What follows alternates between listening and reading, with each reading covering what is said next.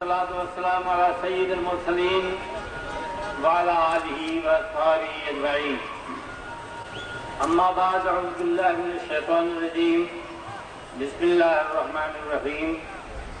ولن ترضى عنك اليهود ولا النصارى حتى تتبع ملتهم. صدق الله العلي العظيم. حضرات، پاکستان اسلام کے لیے حاصل کیا گیا تھا تاکہ دنیا بھر کے ممالک کے لیے، خاص طور مسلم ممالک کے لیے ایک ایسا مثالی ملک بن جائے، ایک ایسا فلاحی معاشرہ بن جائے اور یہاں اسلام کی برکات اور ثمرات کا وہ نتائج برآمد ہو جائیں کہ دوسرے ممالک بھی اسی نظام کو اپنی رضا و رغبت کے ساتھ، مسلمانوں کے علاوہ غیر مسلم ممالک بھی اس نظام کو دیکھ کر کے اس کو قبول کر لیں. لیکن یہ بدقسمتی ہے کہ ہمارے اس ملک کے اندر بیرون ملک مغربی ممالک کے اعلی کار مسلط ہوتے رہے ہیں اور انگریز کے جانے کے بعد اب تک انگریز کا نظام یہاں سے نہیں جا سکا اور سامراجی نظام بدستور قائم ہے. وہی ظلم ہے، وہی بربریت ہے اور وہی استحصال ہے، وہی اسلامی احکام کی توہین اور تخفیف ہے. اور یہ مسلمان حکمران حلف ایک اٹھاتے ہیں، وہ یہ کہ ہم یہاں قرآن و سنت کے مطابق قانون سازی کریں گے. حلف یہ اٹھاتے ہیں کہ قرآن اور سنت کے منافی جتنے قوانین انگریز کے دور کے تھے سب کو ختم کر دیں گے. لیکن 50 سال میں نہ نظام تعلیم بدلا، نہ نظام عدالت بدلا، نہ نظام اقتصادیات بدلا اور نہ نظام آمریت بدلا اور نہ نظام انتخاب بدلا. لوگوں کو موقع ہی نہیں دیا جاتا.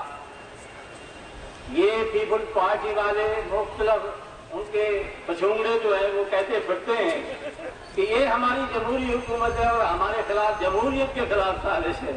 بھائی، جمہوریت تم نے کب، یعنی کس وقت تم نے جمہوریت کے ساتھ کوئی رابطہ رکھا تھا؟ سب سے پہلا ماشاء اللہ میں صوبہ سندھ سے ایوب خان کے ماشاء اللہ میں سب سے پہلا کوئی لاڈلا تھا ماشاء اللہ کا، تو وہ محترم وزیر اعظم صاحب کا والد گزر ہوا تھا. سارے سیاستدانوں کو نااہل قرار دے کر کے ان کو لیا گیا تھا اور 10 سال تک وہ ایوب خان کے ناک کا بال بنا رہا. مجھے یاد ہے کہ وہ جب وزیر اطلاعات تھے ساری وزارتیں انہوں نے دیکھی اور اس میں رہا. وزارت اطلاعات کے زمانے میں انہوں نے کہا کہ ایوب خان جو ہے یہ شاہ لطیف بھٹائی کے خواب کا تعبیر ہے. اب بتائیے کہ ایسے لوگ 8 سال ماشاءاللہ کا دودھ پیتے رہے اور ماشاءاللہ کے ذریعے ہمارے اوپر حکمران رہے. جب انہوں نے نکالا اس کو اور تاشکند کے اندر پھر وہ تاشکند کا انہوں نے ایک ایسا مسئلہ اٹھایا کہ جیسے لوگوں کو فریب دیتا رہا کہ میں آپ کو راز بتاتا ہوں، لیکن وہ اللہ کو پیارا ہو گیا، لیکن راز حقیقت راز ہی رہا، کسی کو پتہ نہیں ہے کہ وہ کیا ہے. اسی طرح محترمہ بے نظیر صاحبہ کو مغرب کی حمایت حاصل ہے اور میں نے آپ کو ابھی آپ کے سامنے جو تلاوت آیت کی ہے اس میں اللہ تعالیٰ فرماتا ہے کہ یہود اور نصارہ تم سے کبھی، حضور کو فرماتے ہیں اللہ تعالیٰ کہ یہ کبھی راضی نہیں ہوں گے جب تک کہ اس کے دین کو، اس کی تابعداری قبول نہ کرے.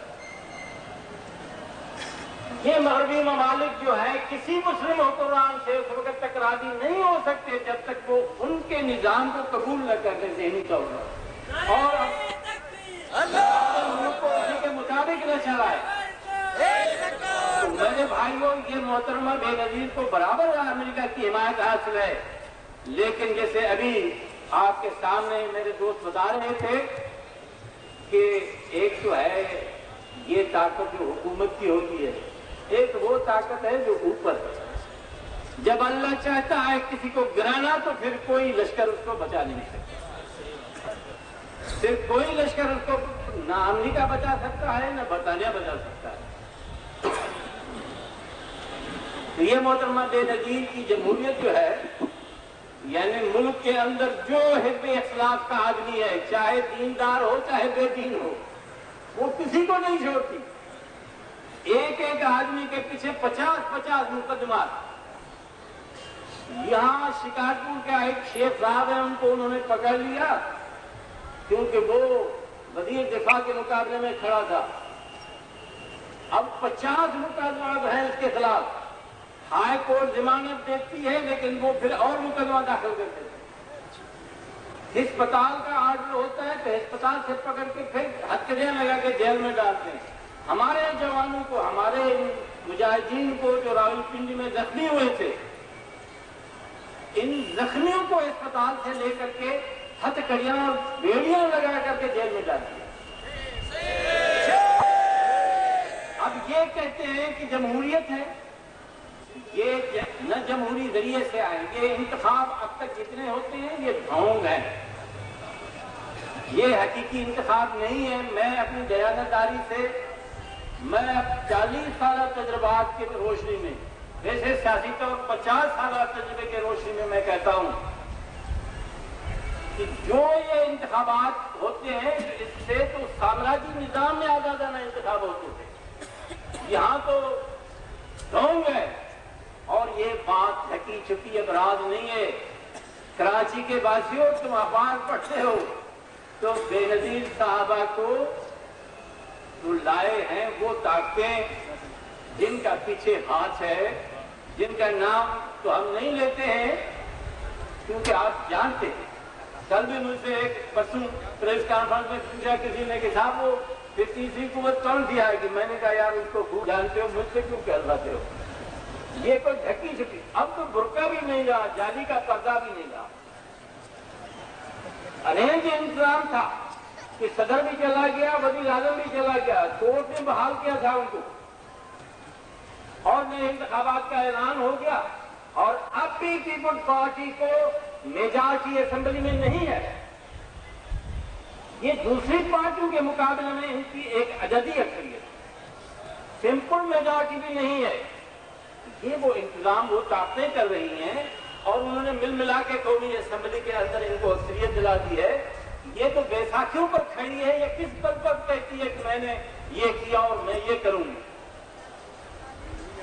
یہ خود عاملیت کے سلسلے کی ایک کڑی ہے، بیرون ممالک کی حمایت سے آئی ہوئی حکومت ایک کڑی ہے یہ۔ اور قانون ساز اسمبلی کا بہت سارا ہمارے نعمت اللہ خان نے بھی بتایا، لیکن میں ایک بات عرض کروں گا، اس کو نوٹ کر لیا جائے کہ قومی اسمبلی نے 3 سال میں 93 سے لے کر کے آج تک قانون سازی کا کتنا کام کیا ہے، اور بحث مباحثہ اور ایک دوسرے کے گالیوں دینے کا کتنا کام کیا ہے۔ اگر آپ کارروائی پڑھ کے دیکھیں اخبارات میں تو آپ کو معلوم ہوگا تو یہ تو قانون سازی کا کام کرتے ہی نہیں ہے۔ اور ان 3 سالوں میں پریزیڈنٹ صاحب نے 300 سے زائد آرڈیننس جاری کیے ہیں۔ تو بتائیے آرڈیننس کے ذریعے اس ملک کے اور عوام پر حکومت کرنا اور ماشاءاللہ میں کیا فرق ہے؟ 300 سے زائد آرڈیننس، یہ پچھلے 2 مہینے پہلے کی میں بات کرتا ہوں کہ 300 سے زائد تھے، اب تو اور بڑے ہوں گے۔ یہ قومی اسمبلی اپنا حق قانون سازی کا ادا نہیں کر سکتی ہے، لہذا اس کا تحلیل کردہ صدر کا فرض ہے۔ یہ عوام کے ساتھ ناانصافی ہے۔ انہوں نے تو ان کو بھیجا تھا اس لیے تاکہ وہاں جا کر کے قانون سازی کا کام کریں، اور یہ وہاں جا کر کے مراعات لینے کا کام کرتے ہیں، مفادات حاصل کرنے کا کام کرتے ہیں۔ تو اس لیے اس اسمبلیوں کے اراکین نے اسمبلیوں کی کا جواز کھو دیا ہے، اور اسی سے صدر کا فرض بنتا ہے۔ یہ دستور کے اندر بالکل موجود ہے کہ صدر جب دیکھے کہ قانون ساز اسمبلیاں کام نہیں کر رہی ہیں، ملک کے اندر بدعنوانیاں بڑھ گئی ہیں، تو اس کے بعد پھر ایسی اسمبلی کو تحلیل کر دیں۔ حضرات، میں زیادہ آپ کا وقت نہیں لوں گا۔ رشوت ستانی کے خلاف یہ جماعت اسلامی نے مہم چلائی، اور در حقیقت جو اس ملک میں غیر اسلامی طرز حکومت کی بنیادیں ڈالی جا رہی ہیں اس کے خلاف یہ تحریک ہے۔ رشوت کا میں اور کچھ نہیں کہوں گا، بہت سارے دوستوں نے کہہ دیا ہے۔ یعنی بین الاقوامی جو سروے ہے کہ کن کن ممالک میں رشوت کا کیا تناسب ہے، اس کے لحاظ سے پاکستان ماشاءاللہ دوسرے نمبر پر ہے رشوت ستانی۔ یہ ہے اس حکومت کا کارنامہ۔ اب یہ غریب لوگ جن کے پاؤں میں جوتا نہیں، جن کے بچوں کو اسکول کا کتاب نہیں، جن کے مریضوں کا علاج نہیں، جو ہر چیز سے محروم ہیں، جن کو بجلی نہیں، جن کو صاف پانی نہیں۔ میں دیہات کی بات نہیں کرتا، وہاں تو لوگ بہنے ہیں ہی حیوانوں کی سی زندگی گزار رہے ہیں۔ کراچی کے لوگوں کو بجلی نہیں ہے، کراچی کے لوگوں کو صاف پانی نہیں ہے، کراچی کے لوگوں کو اسپتالوں میں علاج نہیں ہے، کراچی کے لوگوں کے بچوں کو تعلیم نہیں ہے، پرائیویٹ اسکول برابر لوٹ کھسوٹ لیے ہوئے ہیں۔ تو دوستو، یہ کیسی حکومت ہے؟ روزانہ ٹی وی پر ہمیں خوشخبری دیتے ہیں کہ اتنے گھروں کو ہم نے بجلی دے دی، اتنے گاؤں کو بجلی دے دی۔ وہ گاؤں کو تم کیا دو گی محترمہ؟ تم جو کراچی شہر کو نہیں دے رہی، جو پہلے تھی وہ بھی چھین لیے۔ 4 گھنٹہ پہلے سے کراچی کے شہری بیچارے یا کچی آبادیاں ہیں اور پکی آبادیاں فلیٹ میں مرغی